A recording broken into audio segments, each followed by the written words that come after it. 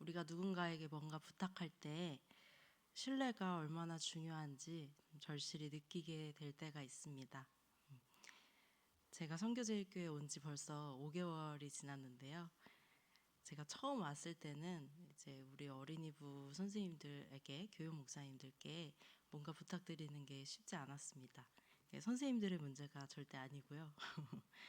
우리 사이에 관계가 별로 없고 잘 모르고 또 이제 신뢰가 쌓이지 않았기 때문에 어떤 부탁을 드리는 게 쉽지가 않은 것이죠.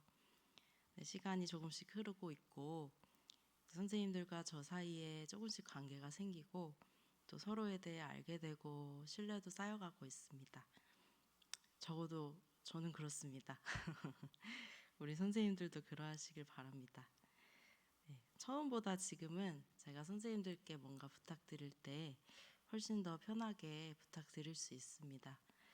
어떤 일을 해주시고 안 해주시고가 중요한 게 아니라 제가 선생님들의 사정을 다 알지는 못하지만 선생님들께서 최선을 다하고자 하신다는 것을 알게 되고 또 믿게 되고 감사하게 생각하고 있습니다. 지금은 5개월밖에 시간이 지나지 않았지만 만약에 이것이 5년이 되고 또 더 길어진다면 그렇게 시간이 흐르면서 신뢰가 더 깊어진다면 어떻게 될까요? 때로는 굳이 모든 상황을 다 설명하지 않아도 일일이 다 말하지 않아도 서로가 서로를 믿기 때문에 기꺼이 함께 할 수 있게 될 것입니다. 남편과의 관계에서 제가 깊은 신뢰를 느낄 때가 있습니다. 남편에게 카톡을 남깁니다. 여보 오늘 어디 가면 뭘 주실 거야. 그거 좀 받아와줘. 이렇게 카톡을 남기면 카톡을 확인한 남편이 답장을 보냅니다. 오키. 딱 한마디로 보내요. 왜? 무슨 일인데? 뭔데? 이런 질문도 없습니다. 묻고 따지지 않고 그냥 다녀옵니다. 이 행동에 담긴 의미는 무엇일까요? 설명 없이도 그냥 해주는 것. 그 안에는 신뢰가 있습니다. 전 남편이 그렇게 해줄 때 아, 나를 신뢰해 주는구나. 우리 사이에 신뢰가 있구나. 이렇게 느낍니다. 설명이 없어도 다 일일이 말하지 않아도 그냥 이해해 주는 관계. 그런 관계는 그 자체로 위로가 됩니다. 오늘 본문을 보면서 저는 이 신뢰에 대한 묵상을 하게 되었습니다. 예수님께서 제자 둘에게 맞은편 마을에 가면 아직 아무도 타보지 않은 나귀 새끼가 매여 있을 건데 풀어서 끌고 오라고 하십니다. 누가 왜 그러냐고 묻거든 주께서 쓰시겠다 하라고 말씀하시죠. 굉장히 쉬운 일인 것처럼 기록이 되어 있는데 생각해보면 이건 굉장히 이상하고 당혹스러운 명령입니다. 낯선 마을에 가서 갑자기 남의 집 나귀를 풀어온다는 거잖아요. 자칫하면 도둑으로 오해받을 수도 있습니다. 우리가 어떤 식당에 걸려있는 남의 차키를 가지고 나가서 남의 차문을 열려고 한다고 생각해 보십시오. 주인이 어떻게 반응하겠습니까? 욕을 안 하면 다행이겠죠. 그런데 예수님은 지금 뭐 하는 겁니까? 라고 묻는 주인에게 밑도 끝도 없이 주님이 쓰시겠다고 합니다. 라고 답하라고 하시는 것입니다.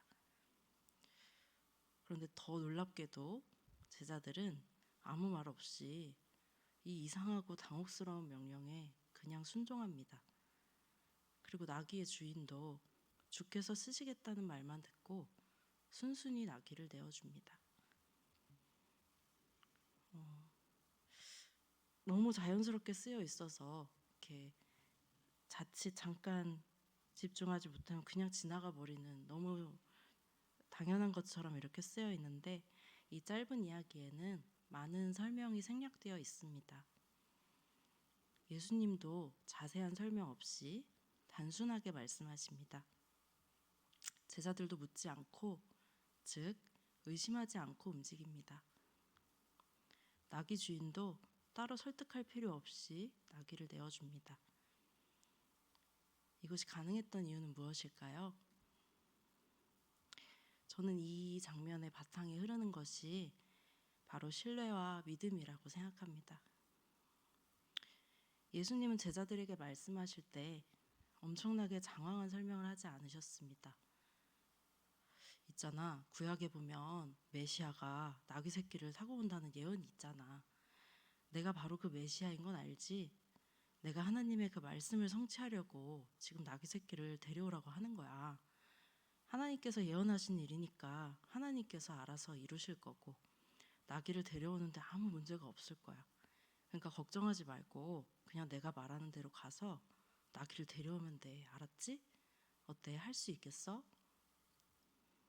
예수님이 이렇게 말씀하셨다고 한번 생각해 보십시오. 약간 구차하게까지 느껴지는데 이렇게 복잡하게 길게 설명하는 이 말씀에서 제자들을 향한 신뢰가 느껴지십니까? 혹시 이걸 배려라고 느끼실 수도 있을 것 같습니다만, 하지만 이렇게 장황하게 설명할 때 상대를 납득시키기 위해서 모든 상황을 이해시키고 모든 것에 공감을 구해야만 한다면 그것은 배려라기보다는 그 관계 안의 신뢰가 그만큼 얕다는 것을 드러내는 것일 뿐일 수도 있습니다. 예수님은 제자들을 신뢰하셨습니다. 그래서 불필요한 설명을 하지 않으십니다. 제자들도 예수님의 말씀을 신뢰했기 때문에 그 말씀 그대로 순종합니다. 나귀 주인 역시 성경에 자세히 기록되어 있진 않지만 예수님이 누구신지를 알고 있었기 때문에 예수님을 믿는 믿음 하나로 그 말씀에 자신의 것을 바로 내어드릴 수 있었던 것일 것입니다. 설명보다는 신뢰, 납득보다는 믿음이 앞섰습니다. 저는 오늘 이 짧은 몇 구절의 본문에 밑바탕에 흐르는 것이 동역자 간의 신뢰와 하나님을 향한 믿음이라고 묵상이 되었습니다.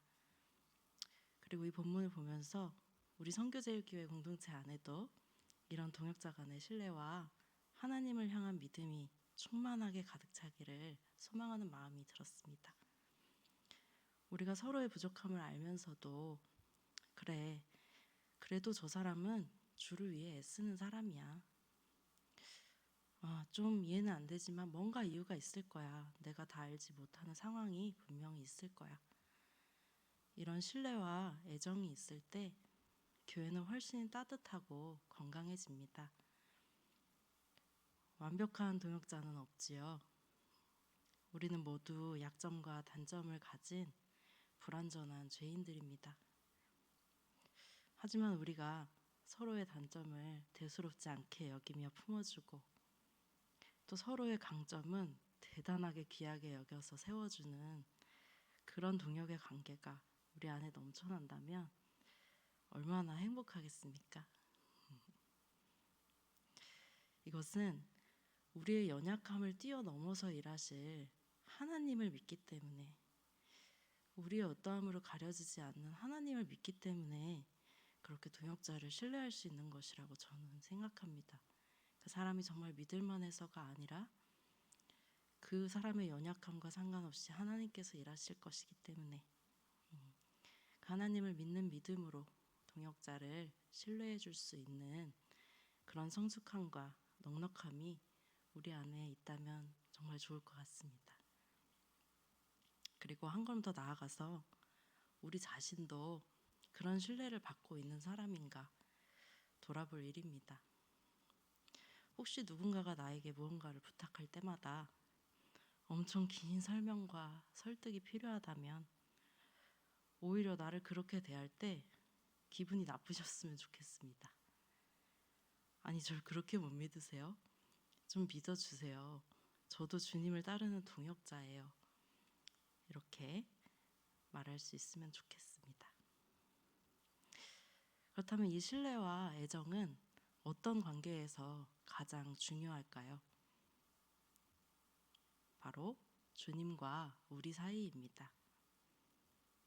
예수님이 제자들에게 그러셨던 것처럼 우리에게도 하나님께서 그냥 이렇게 해라 말씀하시는 때가 있습니다.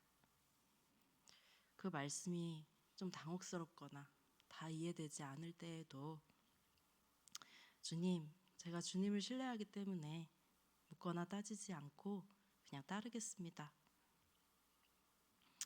이렇게 반응할 수 있다면 주님과 제 사이에 그렇게 깊은 신뢰가 딱 깔려 있다면 그게 정말 복된 인생 아닐까 싶습니다.